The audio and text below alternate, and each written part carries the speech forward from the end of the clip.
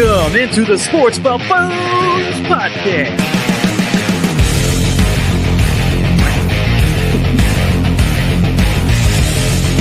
Yo, let's get it good out there, ladies and gentlemen, boys and girls of the world. Welcome on in back again to the Sports Buffoon Studios here, based out of Lenexa, Kansas. The clan is back together, all three of us. Thank goodness. We got Jason JG to my right and Tanner Dawson there on the screen right in front of your face. So, what's going on, fellas? Good to see you.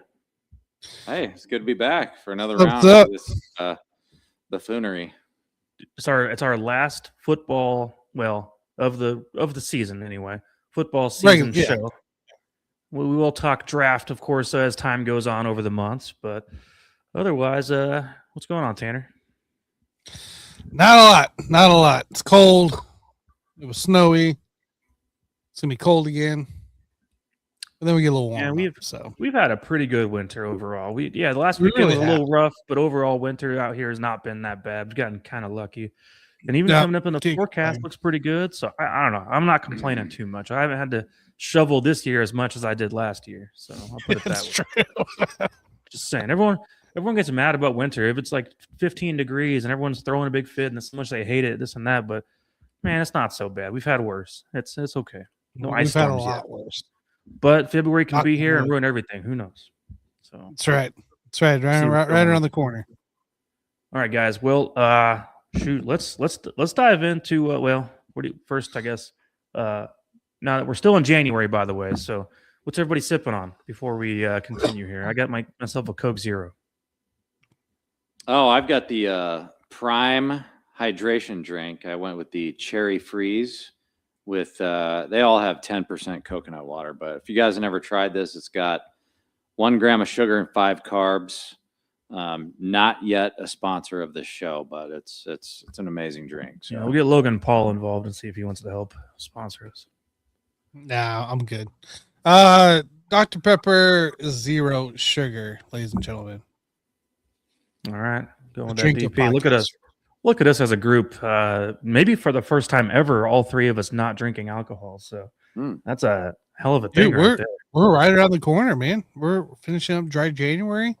I was thinking about it earlier today, as a matter of fact, because the whole concept of this show way back in the day, over 5 years ago, was to have a beer with you guys while we sit here and talk sports with everybody right out there listening, make it feel like you're at the bar with us essentially.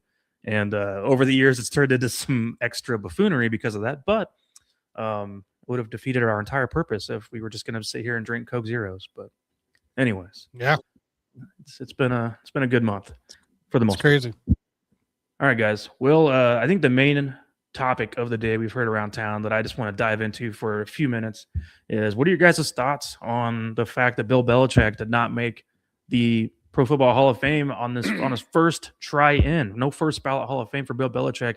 All of his former players are irritated and kind of pissed off about it. And I understand where the voters are coming from on some of this, but this means you got to take everybody into account that's ever had any kind of a gate of any kind or any kind of a off-field No, issue. that's so lame, dude.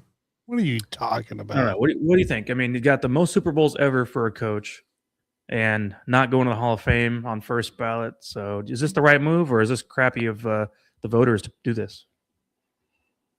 I mean, you got a handful of voters there that they're not in their right mind, man. They don't understand what it means to honor the sport of football, and they don't understand what it means to honor people who have done what they haven't done. And in this case, when I talk about I'm talking about the writers who have a vote, but they've never had any skin in the game. They've never played a snap in their life. They've never coached a snap. Probably shouldn't even have a vote. And the only thing they're good at is, looking at a guy like Belichick and saying, well, this guy, he's been kind of nasty to the media in the past. And, the media just never really liked the guy. And so when you take things personal like that as a writer or a journalist, you're piss poor at your job. And it's sad that that's the world that we live in today. But that's who they are, man. They're piss poor at their jobs, and all they want to do is try to vote somebody out of the Hall of Fame or or make them wait until the second ballot to try to send a message that, yeah, you might be the greatest coach ever, but we're going to be a little bit petty here and try to keep you out as long as possible, because guess what? We've never accomplished anything in our lives as writers and journalists. So we're going to inflict pain on other people as well. So it's pathetic, but I think at the end of the day, the people who value the sport of football, the people who really know about the sport of football, they know that in reality, yes, he is a first ballot Hall of Famer. No matter what these piss poor voters have to say about it, nobody really gives them credit anyway. So yeah, I mean, if he goes in on the second or third ballot, it's kind of irrelevant to me, because when you're the greatest coach of all time, people are still going to think, I mean, when we have this conversation like 20 years from now, we'll probably look back and say, oh yeah, he was a first ballot Hall of Famer. You know why? Because he's probably the greatest coach ever. So yeah, it's just piss poor writers and piss poor journalists, but we see that all over the place, not just in sports, but in politics and everything else, man. Like, these people are just piss poor at their jobs, and they just like to take it out on everybody else, and that's what happened with Bill Belichick here. Yeah, what do you think, Tanner? Well, it's interesting. So I didn't get a chance to really track it all day, but I caught enough throughout the day. It got to the point where the Pro Football Hall of Fame had to put out a statement. They had to put out a statement. And essentially in that statement, each year the Hall reviews the selection process and the composition of the 50-person selection committee. If it is determined that any member violated the selection process bylaws, they understand actions will be taken. That could include possibly such selector would not remain a member of the committee moving forward. So they're talking about integrity inside there. That obviously something went up here. Bill Polian got called out because supposedly, allegedly, I don't need no lawsuits. How does allegedly. he say he doesn't remember the vote, whether he voted yes or no for Belichick? No.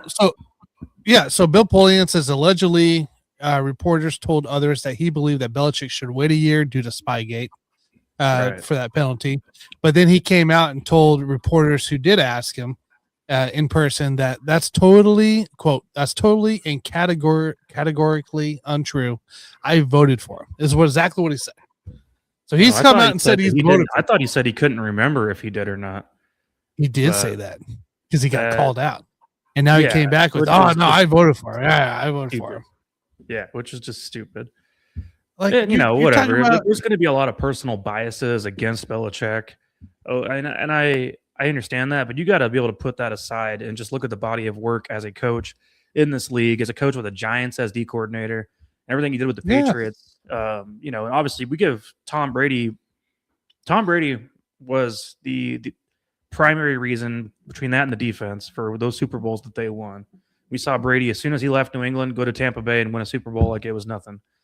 And, but that doesn't take away from the fact that Belichick created and set the tone for what to be expected.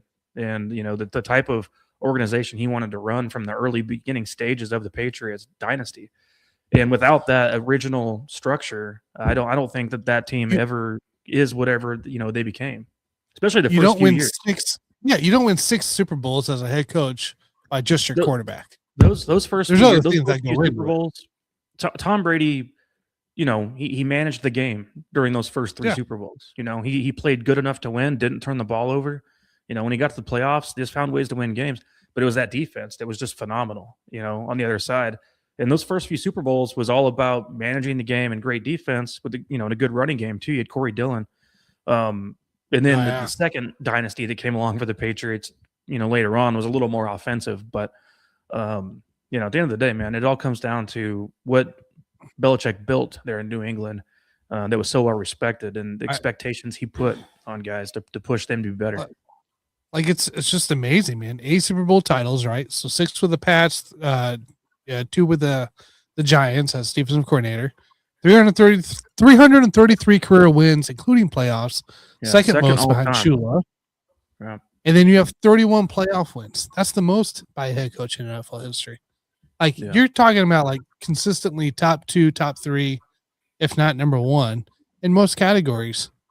And I mean, they're it's acting like just, he took steroids like it's a Barry shame. Bonds, which Yeah. you Yeah, know we're what I talking mean? about like Roger Clemens and stuff like by now. Right. Like, no. What Well, are we doing? they're acting like he either took steroids or he started dating a woman who's like 50 years younger than him. It was one of those two things. You shouldn't punish a guy for that. just Whatever 'cause it he can. is, dude. Well, that's them being jealous, like you talked about. Yeah, it's whatever it is, man. Whatever it takes to throw him under the bus, we'll do it. Whatever story you can put out there. It's, I want to know. Yeah, I really want to know, like, who the hell? Who the hell? All the common sense of the world of all the other normal people out there all agree he should be in, despite the Deflategate and Spygate. Spygate to me was much worse than Deflategate I couldn't care less about. Deflategate wasn't even real. No, it was we've gone over, we talked Well, about this on the show before. The right. details behind it were scrubbed off the internet a long time ago. So nobody even knows what Deflategate was, but it wasn't real. Spygate was a more serious issue. But he won a lot of Super Bowls after that too. Exactly. So, whatever. But I think anyone with common sense knows that Belichick should be in this year for sure. But Yeah, it's a shame. It's a shame. Well, it's a shame for the NFL. He'll get in next year, and then we'll forget all about it. But this is their way of punishing him. I think, like you said, for not being nice to the media, maybe not the most likable coach. And those journalists that have voting rights, unfortunately, they went ahead and gave him the boot, I guess. And by the way, they punished Terrell Owens in the same way and not letting him on the first ballot. And T.O. never did anything wrong. Was a joke. T.O. never did anything wrong, by the way. And I can't. That's been so long ago. Did he? I don't He's even think he entertaining. went on the second ballot. Did he? I don't know that he went on the second ballot. I don't know. I think our old Therese Paylor was one of the ones that advocated for Terrell Owens to make the Hall of Fame, because a lot of other guys were pushing against it, but it made no sense because T.O. was unlikable to the media doesn't mean a top 5 receiver all time shouldn't be in the Hall of Fame, So yeah, it's just silly. These people need to get over themselves, and there's a lot of big egos in the media world, guys. Because if you guys remember, just 2 weeks ago, there was that, quote incident with the reporter lady talking to the Jaguars head coach, Liam Cohen, basically telling him like, hey, you did a great job this year. It was literally 19 seconds of positive words towards Cohen. And that's all it was. There was nothing else to it, but there was reporters everywhere that came out of the woodwork to bash this lady for literally just giving him some nice positive words and feedback on the season. And it was amazing to see all the egos that are in this media and journalist world that we have, that they think they're a little more important than they really are. It's a dirty profession, man. Yeah, and it's been like they that. think that they're more so important bad. than they really are. And we saw that come out big time recently. Integrity isn't a thing anymore. It's all about producing the anger and the hate and the scary stuff.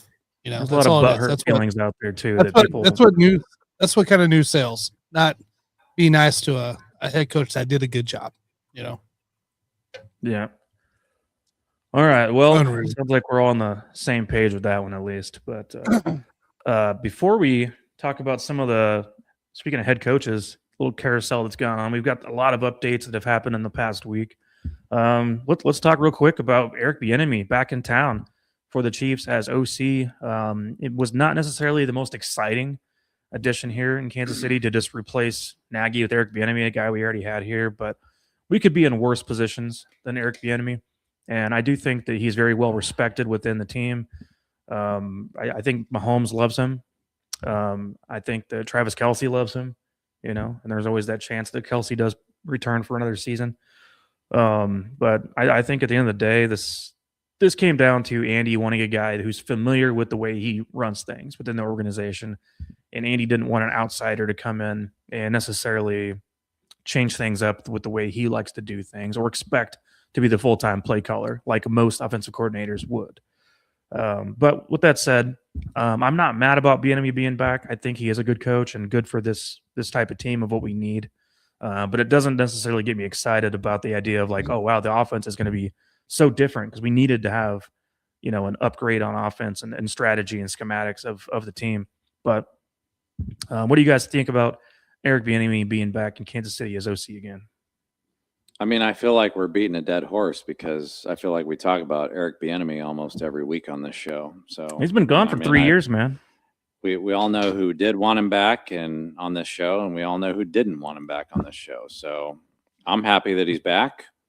I mean, it's Andy Reid is comfortable with him, and I think if nothing else, he's going to bring back that chemistry with that he had before on this team, and he's going to bring back some level of accountability on this team. So those are two important things. So positives to look at from this too. Bieniemy's time away from the Chiefs also allowed him to work with great coaches like Ben Johnson, and basically to learn some new ideas. And you're always evolving as a coach. You should be. If you're going to be successful long term, always be willing to evolve and adjust to the opposing defenses you're going to face on a yearly basis.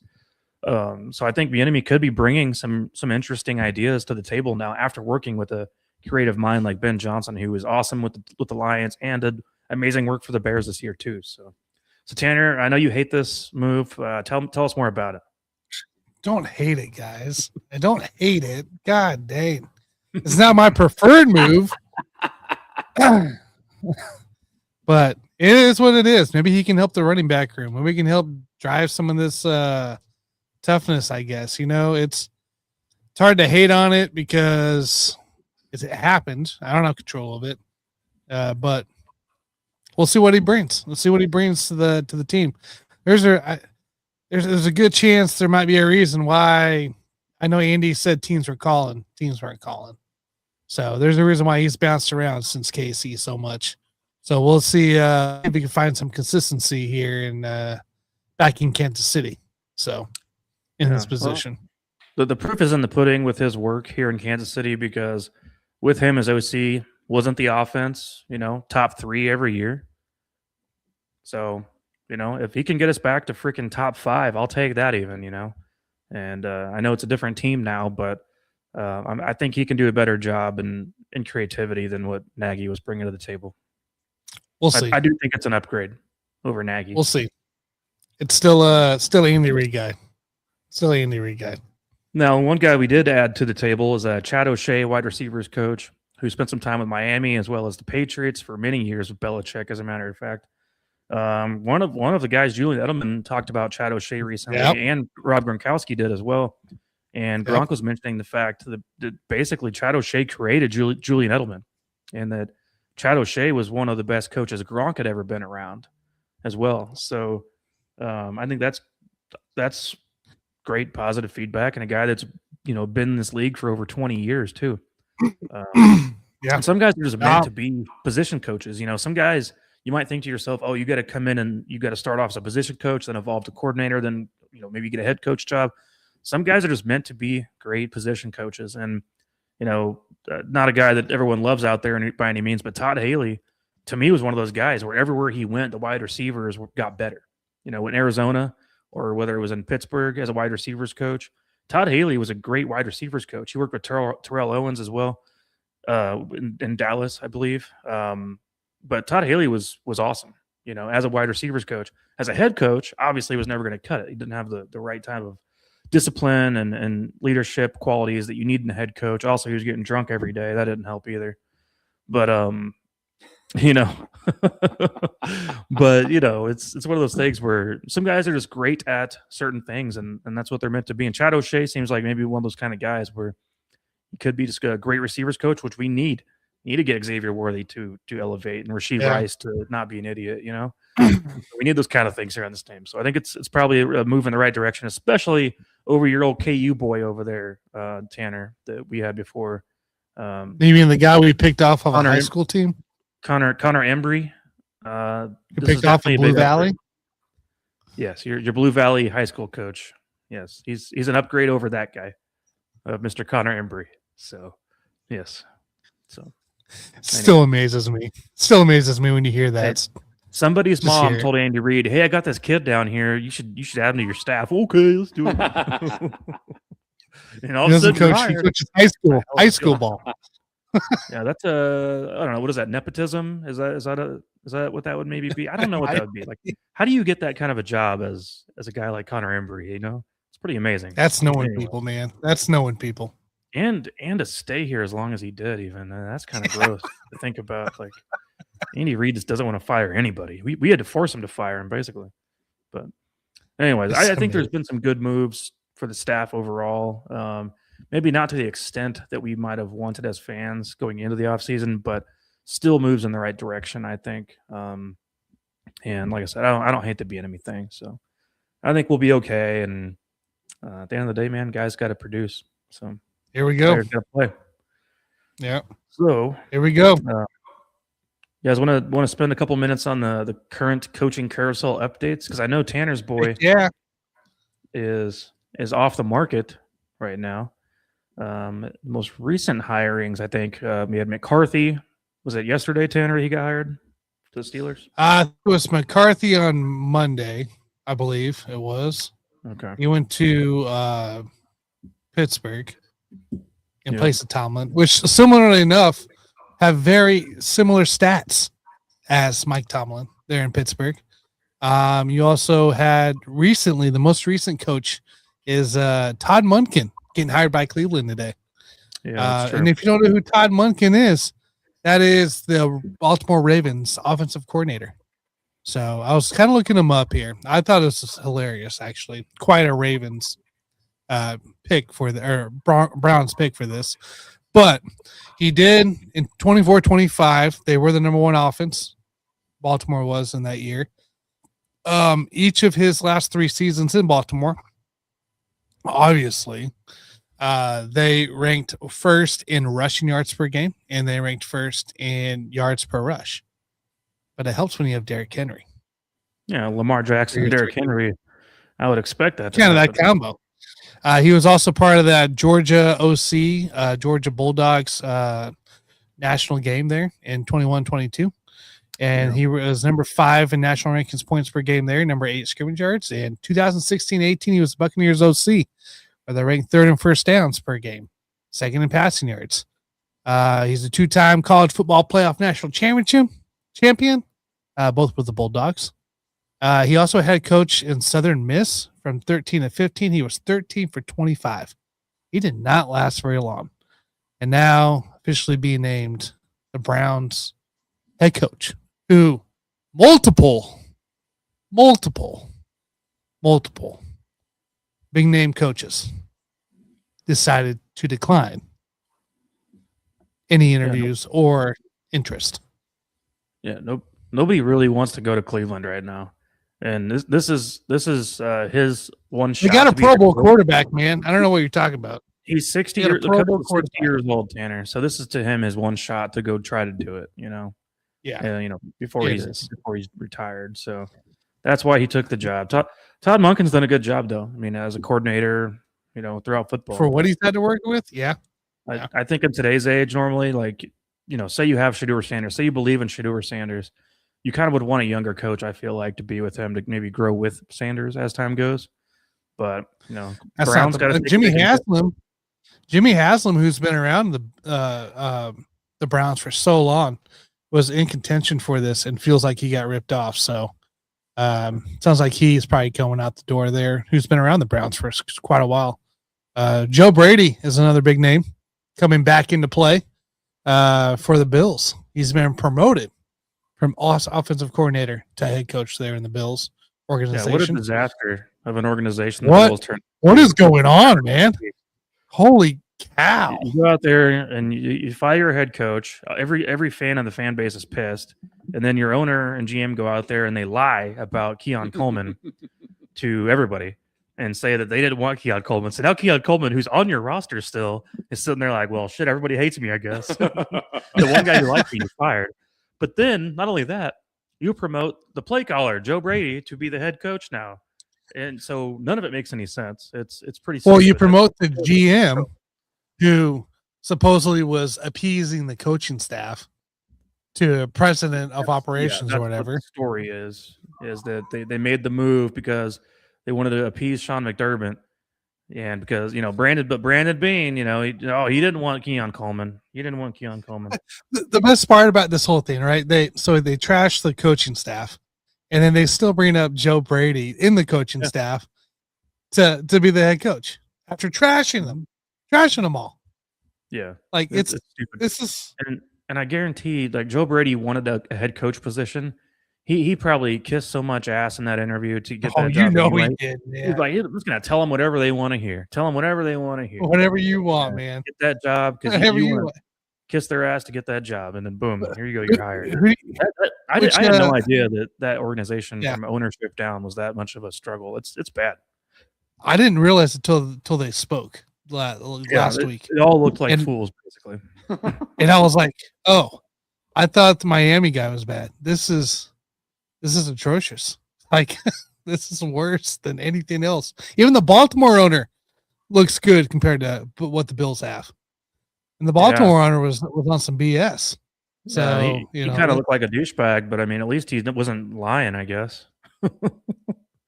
That's amazing, dude. Guys, what do you think about the one? I think one of my favorites. I like Mike McDaniel, so I think him going to the Chargers is a good move, and I think it's going to be good for their offense. So, and it's very different from what they had before. So I think McDaniel is going to have an interesting twist to that team. Maybe get them over the hump a little bit and get a little more creative on the play calling and see what else they can get out of Herbert as well. So, what do you guys think about McDaniel going to the Chargers? Like that one? Yeah, I mean, I've always liked Mike McDaniel. I mean, I think that's a great addition for them. And, the Chargers at this point, man, every time I think about it, I was just like, they're always going to be the Chargers. But you just never know. Like, you got a good head coach now, and it's all about Justin Herbert at this point. He's just got to live up to his potential. And He did good last year. I think that McDaniel could bring a little bit more out of him. Yeah, I think so too. Like McDaniel, Tanner, you hate him. You can't hate this. I can't. No, I think it's great for the Chargers. I can't wait for him to ruin Justin Herbert like he did Tua. So, dude, Tua was going to ruin himself. It's going to be hilarious, man. Mike McDaniel's going to freaking Chargers to pair with Harbaugh and Justin Herbert and all this jazz, whatever, man. Preseason favorites, year number 21, incoming. Like it's the same old BS. It doesn't help them. All right. Well, I got one more thing I want to point out. So this is mainly just to make fun of them, but the Titans are so stupid to have fired Mike Vrabel, who was a great coach and did a lot of great things for the Titans. I mean, he was not the reason by any means of that team falling apart, but they fired him anyway. And then you bring in Robert Saleh now to be your head coach. You replaced Mike Vrabel, who is in the Super Bowl, by the way, and within 1 year with the Patriots. And you hired Robert Saleh to be your head coach. Now, let's be real. They actually replaced Mike or Vrabel with Callahan first. And then you fired Callahan after a year and a few games. My point was you fired Vrabel in the first place when he was never the problem. He was the only reason you were good to begin with. I've been talking to my guy, Sam, Mr. First Downs. He's the big old Titans guy. He's been on the posters and all that stuff. And we've talked about it. And you're talking about bad ownership, man. It comes back to bad ownership. And now they're trying to salvage, right? You trade AJ Brown on draft day for Traylon Burks, who's I don't even think he's in the league anymore. And then you go out and trade Vrabel. Like at this point, I think Vrabel got the better end of the deal of getting canned. I don't think the Titans would not be, no matter where he went. Correct, but Titans weren't going to take you to Super Bowl at any point. They just weren't. No. You don't have the backup to management. But you go to New England, where that is the better fit, and you get the buy-in, and you already had the staff. You replaced what's his face that was Mayo from Jerome Mayo after a year of finally building up a little bit of a roster and defense back. Like you're set. But in the end, I think Vrabel got the better end of the deal. He did. Thing. Of course he did. And my favorite too is they went out and got Daboll for OC. Yeah. To work with Cam. Mm-hmm. It's amazing. Times over there.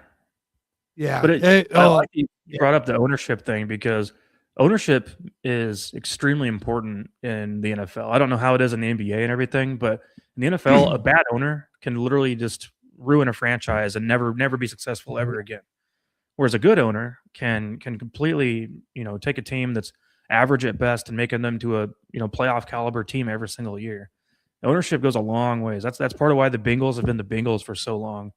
There's some bad owners out there, and they've gotten lucky a few times, I guess. But that goes a long ways towards what your team's going to look like. So it really does. We can say what we want about Robert Kraft, but he's back in the Super Bowl again. So he's got something that he knows how to do right. So and he's doing Those a good job of that. for sure. They keep him going. Stefanski at Atlanta was a big one. I personally think that's an upgrade from what you had Raheem in. Getting an offensive style coach into that organization. Now, do they have a quarterback? No, they don't have a quarterback by any means. So that'll be interesting to see what happens there in Atlanta. I don't believe him. Yeah. No, I think for me, the Kevin Stefanski, that was my favorite move of this entire coaching cycle. I thought the rest of it was rather boring. At least for Stefanski, you can say that you got a 2-time NFL Coach of the Year. And when you can accomplish that, I know he had a losing record with the Browns, but you're on the Browns. You coach an organization like that and you get Coach of the Year twice, like you must be doing something right. But yeah, right. the quarterback situation there, man, they're going to have to get lucky one way or the other. Cause I don't know. I know, Tan, I think maybe all three of us liked the Penix in the beginning, but now we're just kind of. Oh, I know. I never did. I never did. What's going to happen with him? I trashed Penix. I'm not giving up on him yet. He's got one more year to show me something. Then there's 2 openings left. You got the Raiders coaching spot and the Arizona Cardinals. And so, what's left at the bottom of the barrel? Are there any good coaches left? Well, Las Vegas Raiders right now, the big rumor mill is they're waiting on the Seahawks to go win the Super Bowl, and so they can hire Clint Kubiak, the offensive coordinator for Seattle. They're really looking strongly interested in him, and that's kind of who they're waiting for at the moment is from that staff. The Cardinals, on the other hand, have a good – I don't think they know what they're doing. I mean, talk about bad ownership. Here's another example of it. Currently – 4th week into the search here, you've interviewed Ron Rivera, Mike LaFleur with Green Bay, Raheem Morris. You're waiting on a couple other guys. I think right now they're trying to interview, and it's just, guys, it's a mess. Like you got guys pulling out of runnings for them too, and it's just not pretty. But at least the Raiders have a direction from what it sounds like where they want to go, which I agree with. I like Clint Kubiak. He's done a lot. Since he kind of came in or started coming into a little bit more offensive or OC roles there. So, but yeah, man, it's a mess there in Arizona. It ain't pretty. I think Arizona would do well to interview Bill Belichick, because then Bill Belichick can actually prove himself worthy of the Hall of Fame if he comes back and coaches another year on a crappy team. Yeah, he'll win Coach of the Year too. Yeah. I think Bill wants another shot at this college gig, man. I don't think he was like the way it went.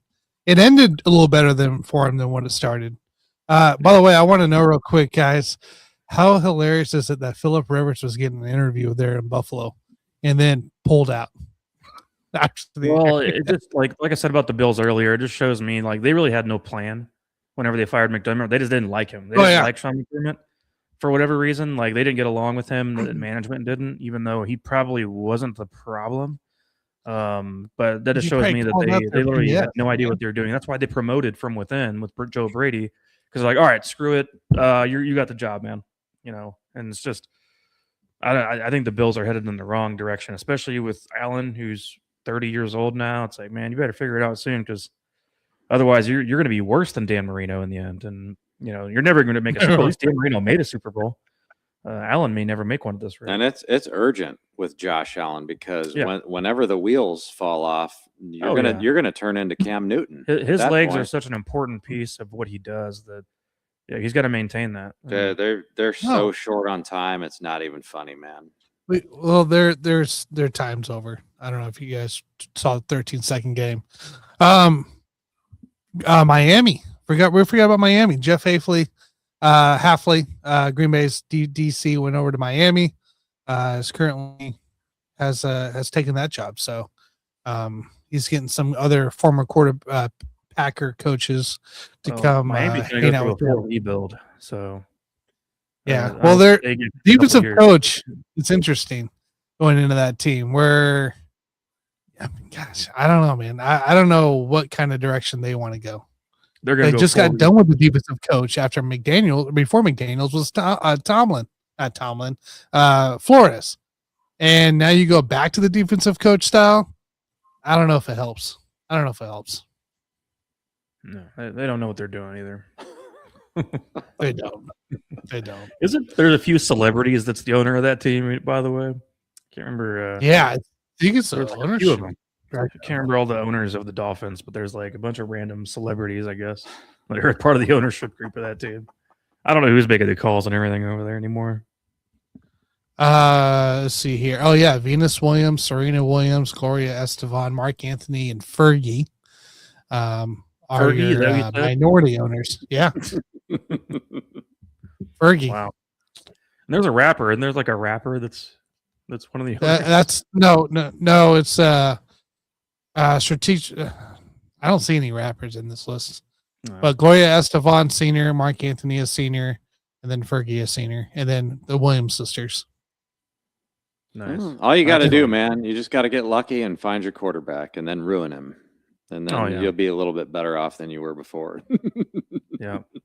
Or you could get a good quarterback. Like you could get like a Sam Darnold situation where you draft this guy, to ruin him and then try to ruin him, and then he goes to other teams and is Well, successful. I guess also Joe Tsai and Oliver Weisberg, the owners of the Brooklyn Nets, they also hold a little bit of stake into the Dolphins as well. Yeah, that's fun. I'm glad they got that going for themselves. Yeah, because the Brooklyn Nets have done fantastic things. Yeah, They've been great, man. They've been great. nice stuff. So All right, yeah, well, is crazy. that our finale of the carousel, Tanner?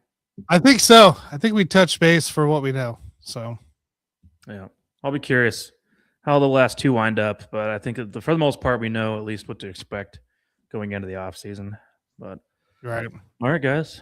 Well, should we move along? Super Bowl talk. So it's the last game of the year, man. We got to make a pick on this game. Got to make prop bet selections. I got two that stand out to me as my favorites. And then I guess we'll follow it up with easy money. But yeah, man, Seahawks are favored -4.5. Is that what it is across all sports books, Tanner? 4.5? -4.5 across the slate. Okay. Everyone's on the same page, I guess, at least. And I think I saw 45.5 as the over-under everywhere. Yeah. 45.5. BetMGM has 46 currently on the books here, but everybody else is at 45.5. So just looking at this game, just based on the two teams anyway, and we saw Drake May, go through the playoffs, and I don't know, they kept winning. They kept finding ways to win, but I mean, it was not pretty by any means offensively for the Patriots. Really turn it over. So yeah, Drake May had some fumbling problems for sure. Darnold looked really good in that last game. Got to give him a lot of credit for that. But yeah, just looking at the matchup, how do you guys feel about Seahawks Patriots once again? First time in 8 years? Yeah. Good, Jason. Yeah, I mean, the first thing that comes to my mind is just the way that they got here. And, in my mind, the Rams, I'd picked the Rams to at least make it to the Super Bowl this year. And for me, the Rams were a team of destiny, and Seattle beat them.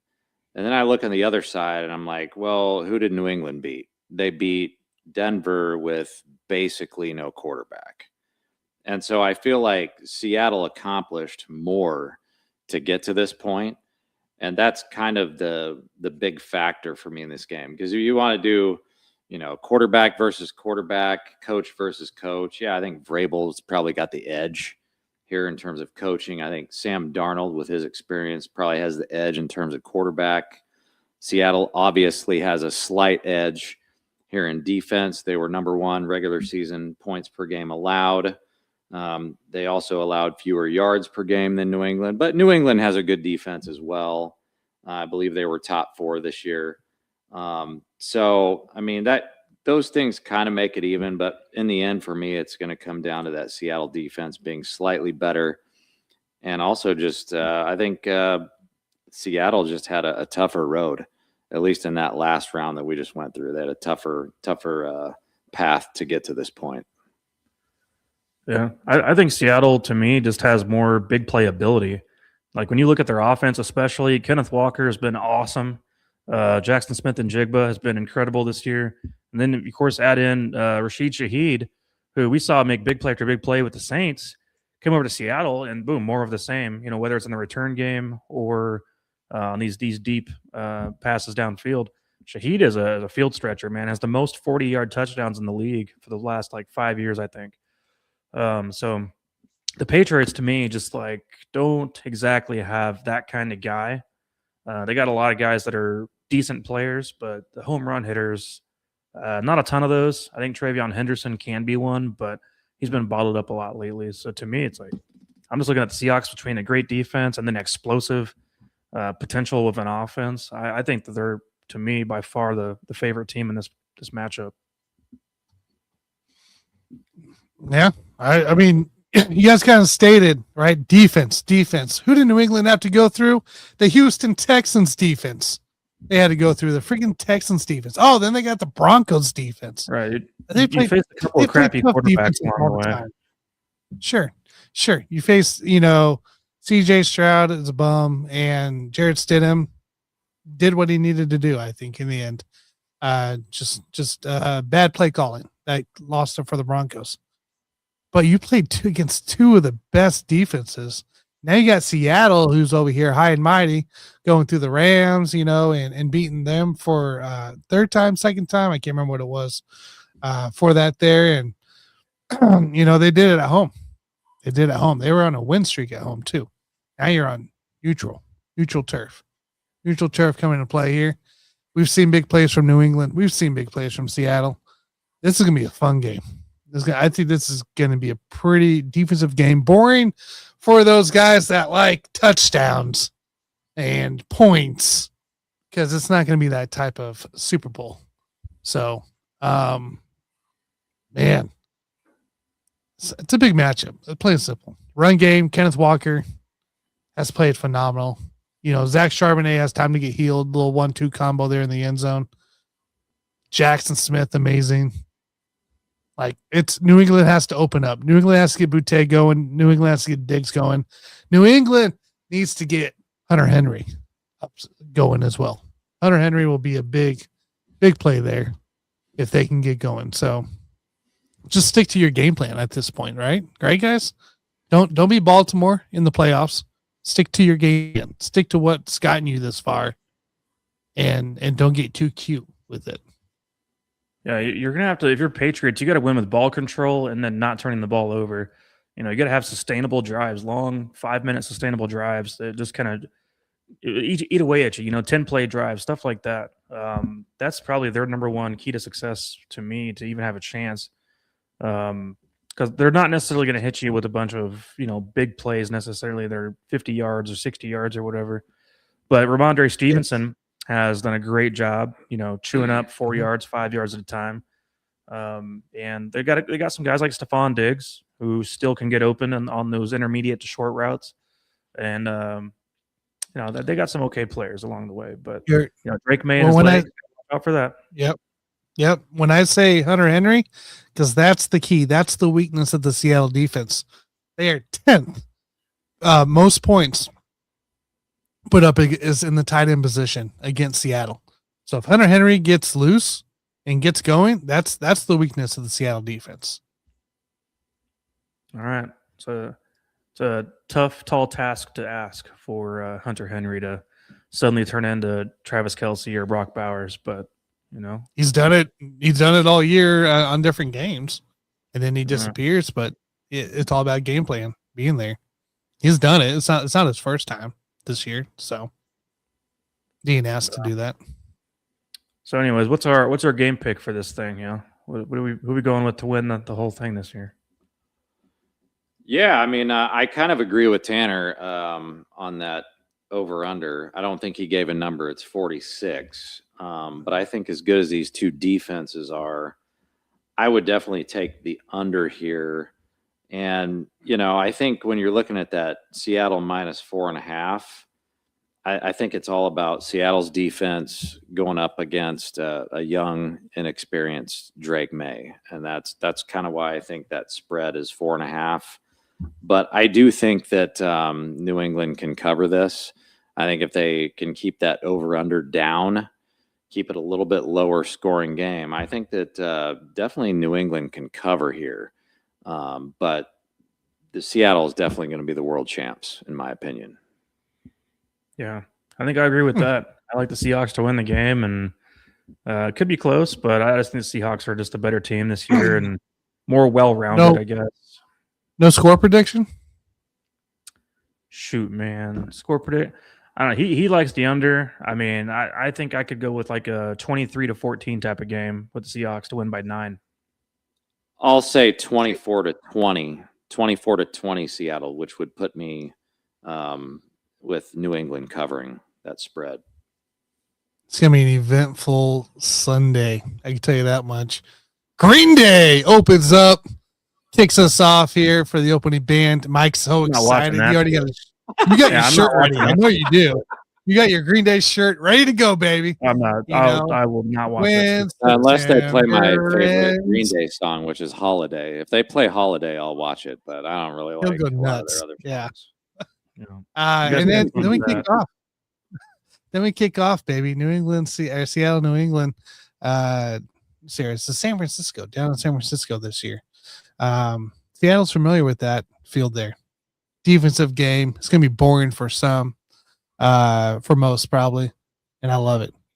But Seattle, third quarter, end of third quarter, fourth quarter, comes alive and takes care of business. 27-13. The Seahawks reign supreme.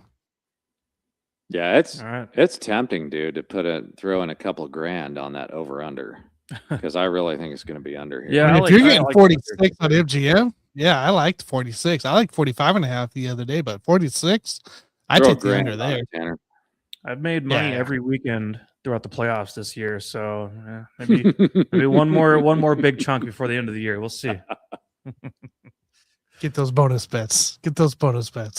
Yeah, I haven't gotten any this week. I'm getting pissed. I need to send me bonus bets. At least I was the one to suggest it, so you might have a chance at winning this one. Because usually, if you suggest something on the show and you guarantee it, that means we should all bet our life savings to go opposite. Right. No, that's how it's been this year.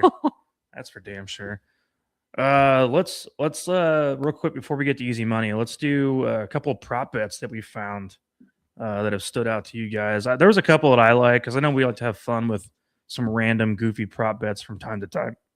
Now the ones I found, by the way, are offshore, so like Bovada and so on. But when there's a will, there's a way. You can always find a way to make a bet. They're going to pay you in Bitcoin, so as long as you're okay with that. Maybe that winning of $200 can turn into $400 in the next year. Who knows?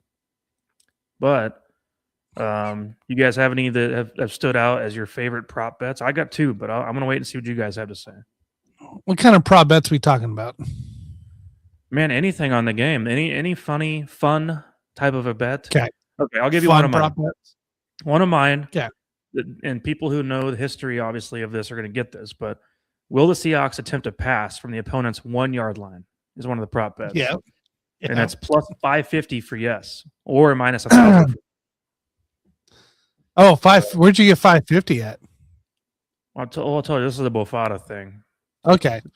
I was finding 350 for the yes. 550 for a pass from the opponent's 1-yard line. I like that bet. I think other than it's offshore, but I think I would take that bet. Yeah, the offshore thing pulls me away. I like that. Okay. Jason? Yeah, I mean, we kind of started talking about the streaker, me and Mike, off air, and I wasn't a big fan of that. I kind of like the they're talking about like which thing will be showed first, like which landmark. Is it going to be the Golden Gate Bridge or Alcatraz? That's a tough one. I think Golden Gate Bridge is pretty obvious here. It's minus 1,000. But I feel like Alcatraz is one that would be shown a little bit later than the broadcast. So, yeah, it's minus 1,000, but heck, man, just throw a couple G's out there and see what happens. Yeah. Okay.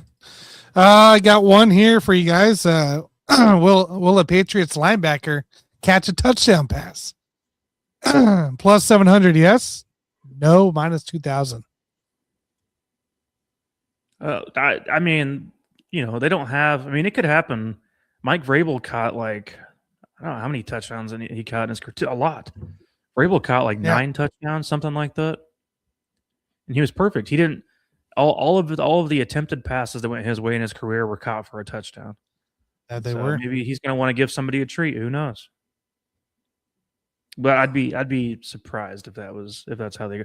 The linebacker I like. If there was one that was going to catch one, I would go with Robert Spillane, linebacker, former Raider, who's got pretty decent hands. So I think Spillane could be the guy that would make that happen. I did find one interesting one if we're on a more serious note.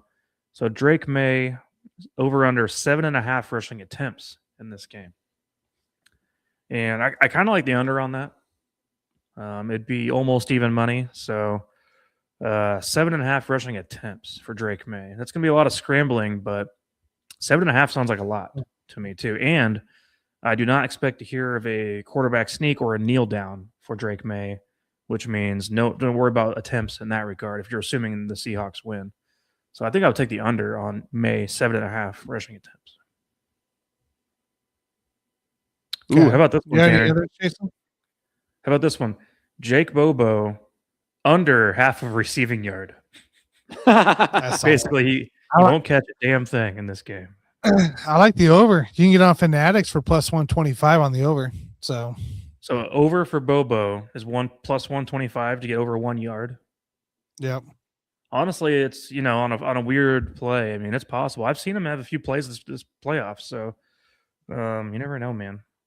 Yeah, I think from a actual like player prop standpoint, there, Matt Collins is a good one there. Over 2.5 receptions for him. You have depending what happens with Zach Charbonnet, possibly Holani on the over 2.5 rush attempts could come into play as well for him. Yeah, I don't think Charbonnet's playing. I don't think he is either. Now I'm looking at it. Jackson Smith and the Jigba rushing and receiving yards 97.5. I kind of like the over on that one. Over, yeah. Gotta go over on that one, man. It's too good right now. He just knows how to get open. I mean, he's just a playmaker. Another 0.5. Kyle Williams over 0.5 receptions. You can get that on plus 115 on Fanatics as well. Yeah, I like that one. Kyle Williams. He could get one. I do like me some Kayshon Boutte plus 310 anytime touchdown score. And it's only really because I like his last name is Boutte. He's got a cool last name, so that's why Reminds me of, you guys remember the cornerback Ashton Boutte? Yeah, that old crappy corner. He played for the Bills too. Yeah, Ashton Boutte was his name. Yeah, I think there's some decent player props out there for this game here. I'll even put a little bit down. I want to give a couple fun ones still real quick here. Super Bowl viewership on NBC. Last year's game drew 127.7 million. Over under is 118.5. Ooh, 118. Yeah, I like the over in that. Yeah, probably the odds are. Probably the over. No, obviously last year with the Eagles and Chiefs was going to be more exciting, but yeah, it was going to be more exciting. Obviously, the game wasn't. I'm just saying that the hype going into it was more exciting. But I still think the sport of football itself, people are addicted, and I think it's going to be over just because of that alone. Yep. Coin toss. Heads or tails, guys? I don't give a damn. Come on, what is it? I've always been a tails guy. I've always picked tails. But that's a stupid bet, man. We talked about Kenneth Walker receiving yards yet. Well, what is that at? I believe it's 21.5. Yeah, I do like the over on that. Yeah, that's possible because he would be the only back catching a pass, honestly, in this situation. Yep. Yeah, he's So- going up a really good rush defense, so Yeah. they're going to have to throw it. Yeah, no, that's not a bad idea. Screen passes or whatever. I mean, yeah, I could see that being an over as well. I like that one. I might put 1,000 on that one. Oh yeah, we're gonna put some big money on this stuff. So. Who's your Super Bowl MVP? Oh, why would you even ask, man? It's going to be your regular season MVP pick from 4 years ago. It's Sam Darnold. How could you even ask that question? So it's going to be one of two guys to me. I think it's either going to be Kenneth Walker, depending on how things go, or Jackson Smith and Jigba. I'm not going Sam Darnold. I know what you're saying, but if Jackson gets targeted the way I think he will in this game, then he should be getting all of the targets and catches. So I'm going to go with him. Yeah, I don't hate it. Probably going to go like a Marcus Jones, though, defensive wise, because why not bring back the Seattle defense Super Bowl MVP? But I don't hate it. Could go with Tariq Woolen, the cornerback, depending on how the game goes. Yeah, that's true. If Woolen gets a couple picks or something, then he might win it. But yeah, I guess however the numbers turn out in the end with Sam Darnold, he could probably win it just because it's quarterback driven, you know. But if Kenneth Walker goes out there and has 100 yards for some reason and 2 touchdowns, he's guaranteed to win it at that point. So, but that's what I'll go with. We're gonna go with Walker or JSN. Okay, I like that. Those are my picks. All right, guys, ready for the last easy money of the season? Is this our last time? Yeah, well, until next year, until next season. Easy money bet of the week. Easy money. Sorry, last time we saw you guys, week 18, we were betting on here between the three of us here, and we went 1 for 2 to finish that out. So we have not bet in the playoffs with you on our easy money bets, so just stay tuned. We'll start here at the bottom here. Between Mike and I, we finished at the bottom. C-Mac, I had over 106.5 rushing plus receiving yards. Or that wasn't week 18. It was the week before. Sorry, it was playoffs. C-Mac over 106.5 rushing plus receiving yards. He had nowhere close. He got contained, taken out. It wasn't good. So I lost that one. Mike had the Bills money line. Oh, it's close. Against the Broncos. Didn't happen. JG, though, Seahawks -7. They blew out the Niners that game there with the dub there. So you're looking here. We're walking in the Super Bowl. Final bet show for the Super Bowl here. JG is 10-11. Mike is 12-21. Mm-hmm. I am 20-29. Now we're going into this play. So that means you guys need to each give me like 9 picks to get back to 500. Oh, I'm throwing in the towel on this one. I'm throwing in the towel. You guys only get 1 pick out of me, and then I got to come back with some better stuff next year. That's for dang sure. Well, I'm throwing in the towel to a certain extent because not only am I only giving you 1 pick this week, but I'm completely done with the NFL. It's time for the NBA to get into the swing of things, going into March and then into the playoff season. It's all about the NBA. So sure you guys have heard by now, but Giannis Antetokounmpo is finally, after all these years, I think he spent like 12 years with the Bucks. He's finally going to be on the trading block. So for my easy money bet this week, we're going to go with that Bucks at Wizards tomorrow night. The Bucks are 3-12 now without Giannis on the floor. The Bucks are currently favored on the road, -2.5. You've got Alex Sarr for the Wizards, their star center. He's questionable with an illness. I do believe he's going to play. He's averaging 22 points, 8 rebounds over this past week. Wizards also have Chris Middleton out there. I'm going to go with the Wizards +2.5 as my final easy money bet of the week this year, and we're going to try to get back to 500. you want a fun fact on the Wizards? It was Saturday. Saturday. They rolled out a lineup on Saturday. That was the youngest lineup in NBA history. The average Yeah, I age. believe it. It was 20 and a half years old. The Wizards did. It was amazing. I didn't even know all the names. Yeah, the other thing about my pick here is that, you know, the Bucks need to get into as good of a draft position as they can for next year, and so that's why, you know, they got to start losing some games. So why not start now against the Wizards? Nice. All right, Mike. All right. So I got 2 picks for you. Now, you guys know that I'm happy for my boy from 2021, Mr. Cooper Kupp, being back in the Super Bowl again. And you guys know how much I loved that dude from that year. But his over-under in this game is 32.5 receiving yards. And, you know, I was just typing up JSN a few minutes ago. But if Mike Vrabel learned anything from the Bill Belichick time period, was that they always take away your number one option when it comes to these big games against elite players. And Belichick would do whatever it took to take away your best player. And assuming that happens, then that's going to leave Cooper Kupp to get plenty of opportunities on the other side. So I like Cooper Kupp over 32.5. It's not a crazy number by any means. His average this year was about 39 yards per game. So for me, it's like, okay, well, if that was your average throughout the season, then you could surely get over 32.5. And the other one, I'm going to put some money on this, but I love the spread. I like the Seahawks to cover 4.5. So take the 4.5 on the Seahawks, and those are my 2 picks. Got it. All right, I got 2 picks for you as well here to end the season out.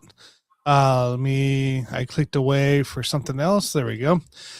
We're going to look here. I said the tight ends were the weakness of the Seattle Seahawks, so we're going to take a look here at our guy Hunter Henry to start off here. Hunter Henry over 38.5 receiving yards against the Seahawks here. He has to be a piece in this New England's offense, and I think he will. I think he will be a piece. So I got Hunter Henry there, and then my other guy is going to be Kenneth Walker, if I can find that player prop. There it is. Everything's so slow. There it is. Rushing and receiving yards. He set the last 3 games here, but we're going to go back to it against the Patriots here. Kenneth Walker over 103.5 rushing plus receiving yards this game. So we're going to ride the streak, ride the weakness for this final matchup. All right. Do you have one more? No, I say 3 or 2. Oh, I thought you were, so you had 2, then that's all you got? I had 2. Yeah, 2. Okay. All right, well, shoot. Let's I guess Jason's the only one that can get back to 500 out of us, so That's it. That's all. Yeah. And you got to rely on the freaking Wizards to do it. Yeah, I think that going into next year, we got a lot of work to do to get better at this, because this was a bad down year for most of us here. So this was by far my worst year, but yeah, This we'll is get back easily on your track worst next year. So good news is going forward, guys. And then over the next few weeks, we'll be talking about some draft talk, of course. The Senior Bowl's this weekend coming up. We'll be diving into some ideas for the Chiefs draft pick at 9th overall, who we'd like or dislike at that pick, as well as just draft theory in general, honestly. Free agency will be picking up sometime in March. So, even when football ends, guys, there's still going to be topics to be had. But in the meantime, we got NBA ongoing, and the Royals, of course, will be a bigger topic this year than we've had probably ever on this show, I would say. And in large part of that's due to the fact that I think the team is going to be enjoyable to watch. And, of course, we got to support our guy, Connor Dawson over there, who is a hitting coach now for the Royals. So I'm looking forward to the season, getting that going underway. Pitchers and catchers report in 2 weeks. So I think I'm ready to put this football season behind us and move on to better things this year. So that is my plan. So, Tanner, any final thoughts? I just want to know, guys, on our way out, You guys like Bad Bunny?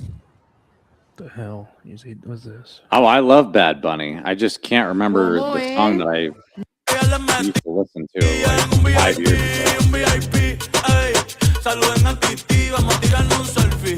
I've never heard a single Bad Bunny.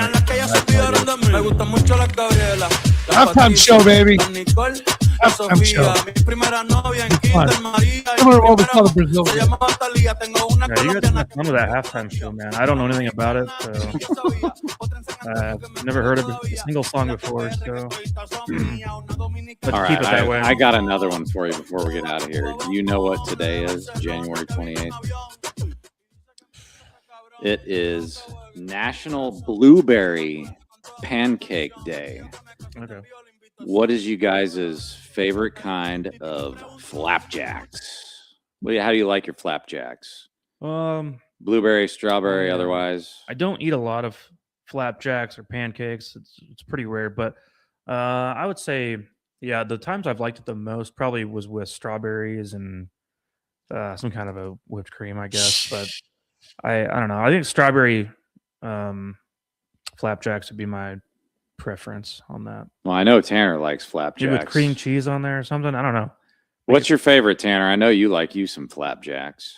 I don't Probably eat a every lot day. like I normally do. Give me freaking chocolate chips inside of it, man. That's all I want. Just give me chocolate chips. Oh, inside. yes, that is the correct answer. Chocolate chips with whipped cream. Now, do they do that with cream cheese? Is that a thing, or am I making that up? I mean, you can put whatever the hell you want on there, man. I mean, yeah, it's flapjacks. I don't know. It's freaking pancakes. No, I've had chicken Yeah, and waffles. I do clocks. like chicken and waffles, but that's a whole different thing. But man, I don't eat a lot of pancakes. It's pretty rare. It's like a once every 2 or 3 years thing for me. They used to be able to get it at Jack in the Box before they left us. Does McDonald's still have pancakes you can get in the morning? Probably. I don't know. I would never eat it there, so I would never ask that question. Man, yeah. Funny enough, you guys got the stuff because I made some protein pancake bowl last night. Oh, there you go. I have some in the fridge right now. Looks like But it's very different from what you're describing. All right, Tanner, you got to watch Bad Bunny videos all night? Is that what you're doing? I didn't mean to startle you. No, that's all right. Have you not seen this? Okay? Yeah, I'm fine. He's got another one. So Is it Jason something that I said can help you with? flapjacks, right? This is the scene I always reference when I hear pancakes. Read. I can't read. Pan clocks. Here, I can read the No. menu. All right. I can do this on my own. Appreciate the sentiment. I'm done I'm gonna entertaining you get an guys. order of. Nah, dude, you got to reference when I think about flapjacks, you got to reference the scene from Pineapple Express when he's smoking and they ask him what he feels like. He's like, I feel like a big old slice of butter on a big old pile of flapjacks. I think I need to know when National French Toast Day is because I like French toast way more than pancakes. So to go with French toast stuff. All right, Tanner's gonna be up all night doing this. So. All right, guys. Well, we gotta get out of here. At least I do.